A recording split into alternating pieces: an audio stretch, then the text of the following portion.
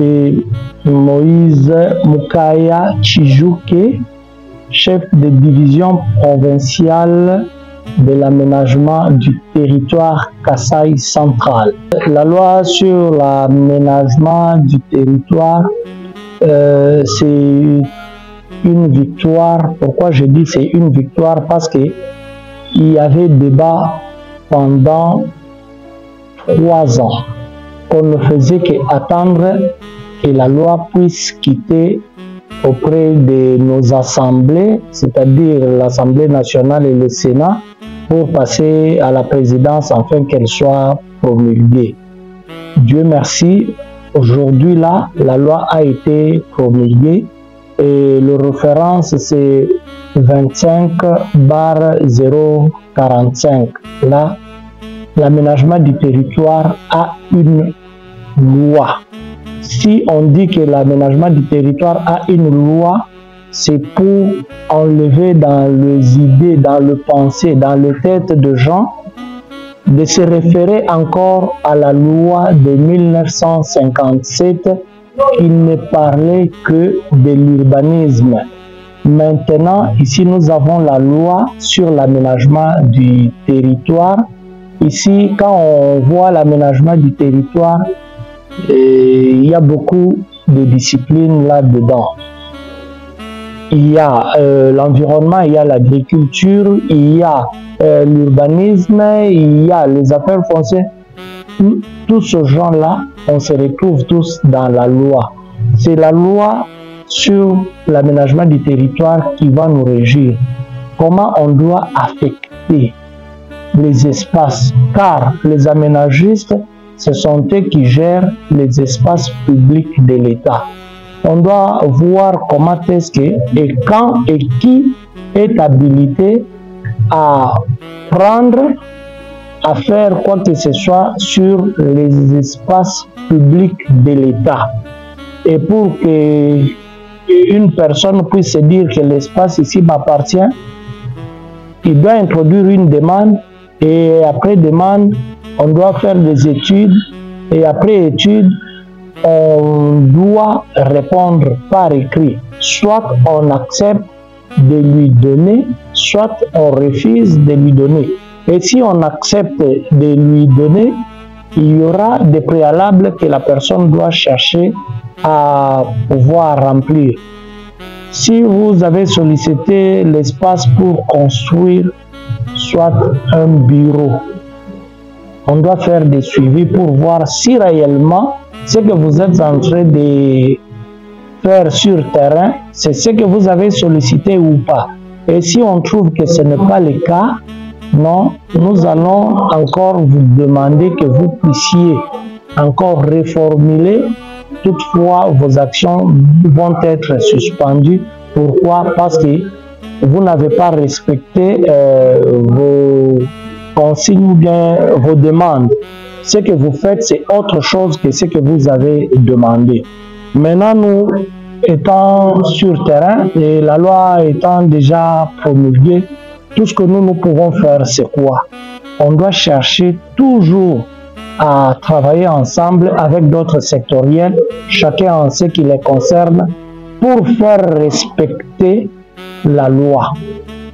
La gestion des espaces. Quand on parle des espaces publics de l'État, on voit la route, on voit les accotements, on voit le rail, on voit les servitudes ferroviaires, on voit les rivières, on voit les zones qui séparent l'eau et la population. Tout ça, ce sont des espaces que nous sommes censés conserver et on est censé de les identifier.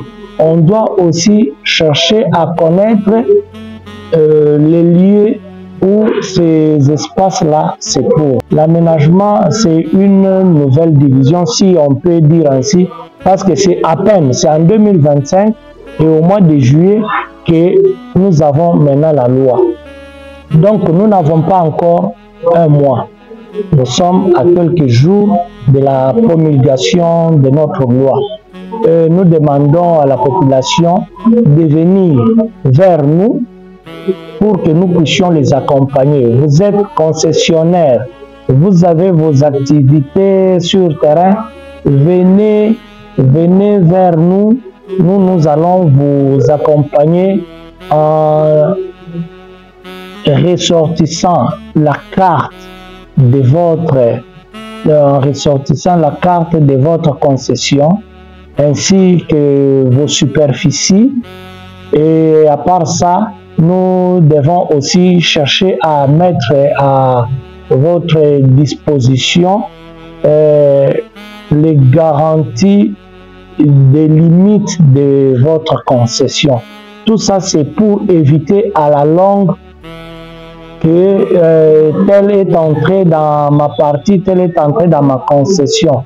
Non, ça, nous, on est là pour accompagner les occupants.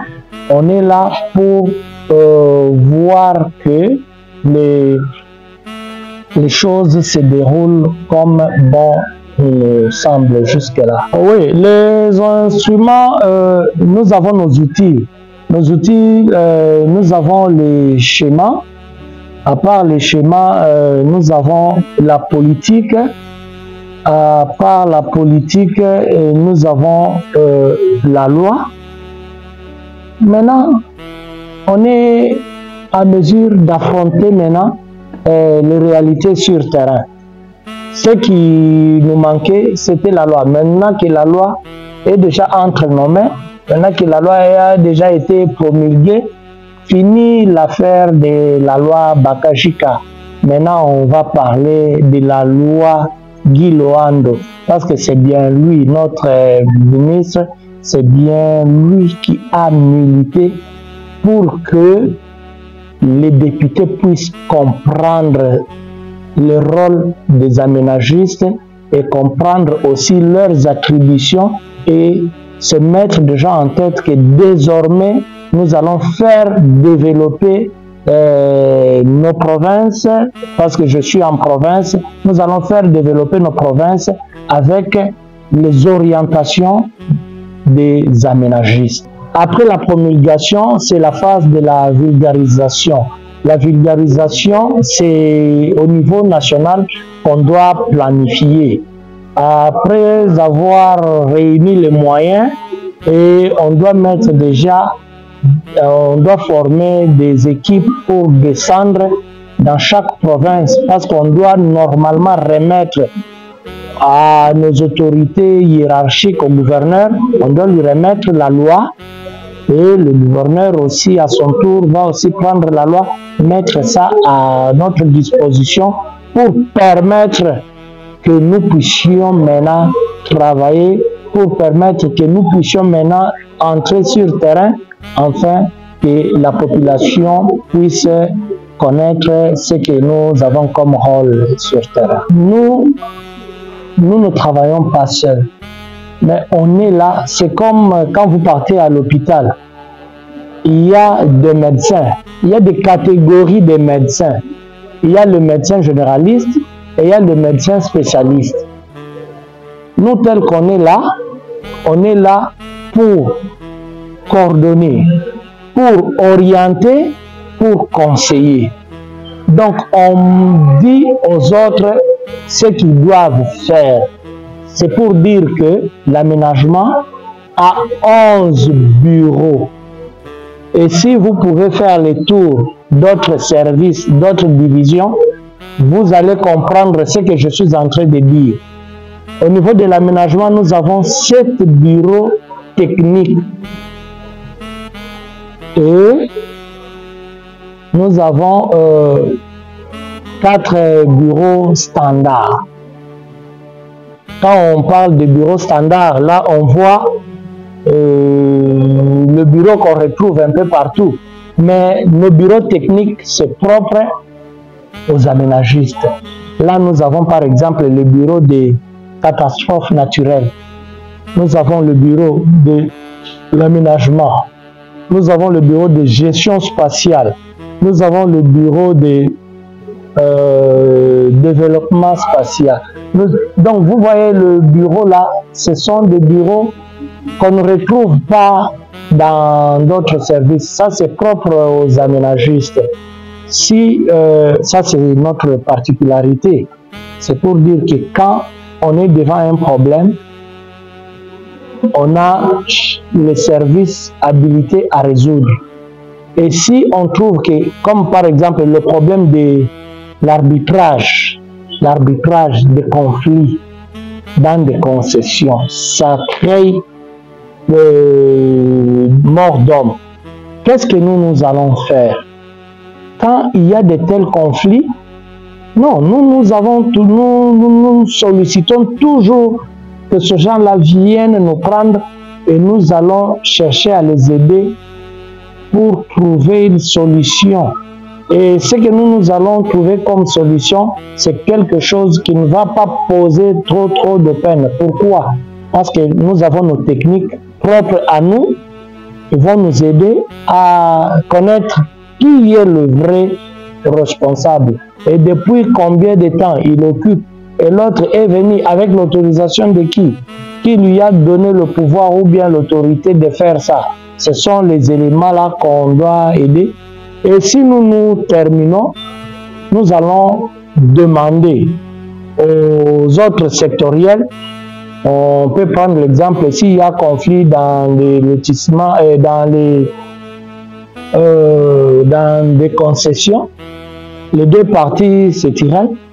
Non, on doit demander maintenant, après avoir arbitré le conflit, on doit encore écrire au conservateur pour qu'il puisse revoir les titres, parce que peut-être il y a une partie qui peut soit voir sa superficie agrandie et l'autre peut se retrouver que non, chez moi, on a réduit. Pourquoi? Juste après l'arbitrage.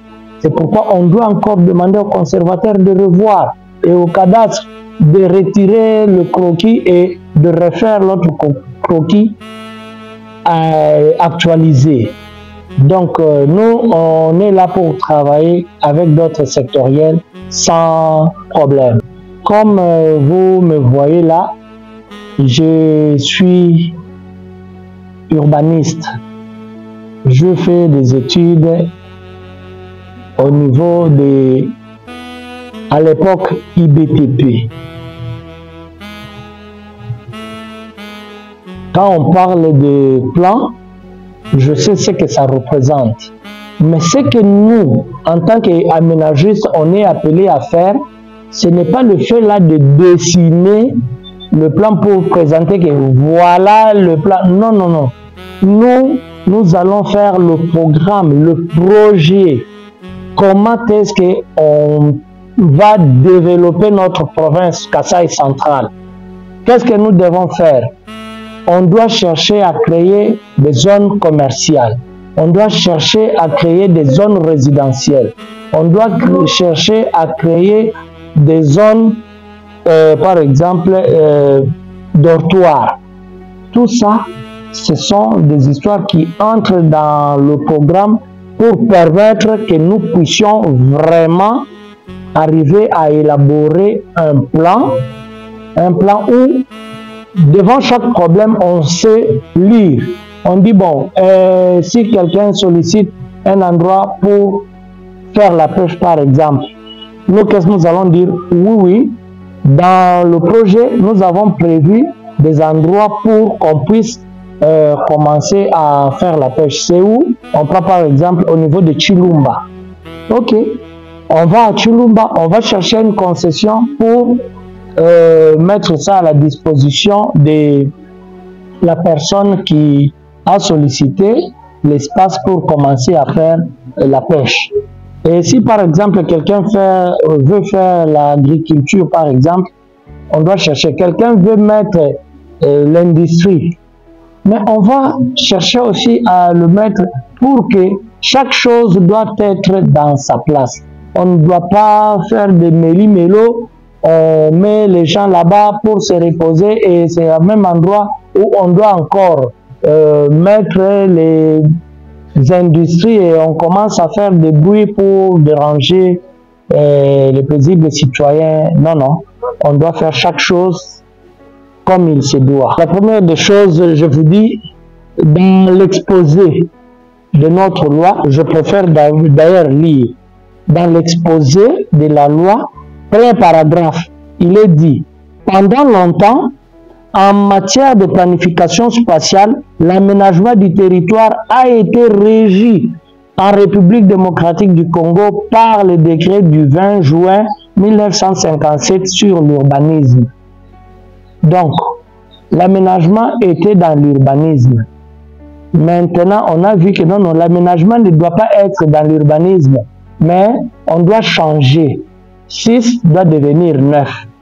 On a tourné pour dire là où il y avait des zéros, on change. Donc, l'urbanisme est dans l'aménagement. L'urbanisme, on fait l'aménagement, mais au niveau de centres urbains, et l'aménagement gère l'ensemble de la province. On le fait partout.